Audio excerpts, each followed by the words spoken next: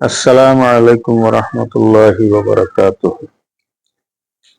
আলহামদুলিল্লাহি ওয়াস সালাতু আলা নবিয়্যিহি আম্মা বা'দ।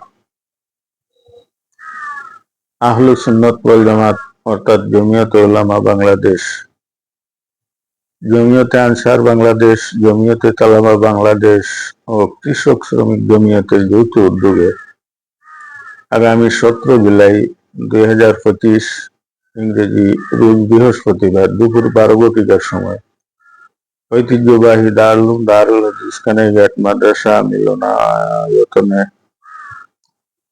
এক কর্মী সম্মেলন অনুষ্ঠিত হইবে ইনশাআল্লাহ।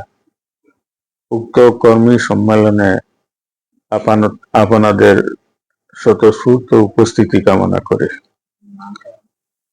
মোহাম্মদ শামসুদ্দিন, সিনিয়র সহ সভাপতি, জমিয়তে উলামা বাংলাদেশ।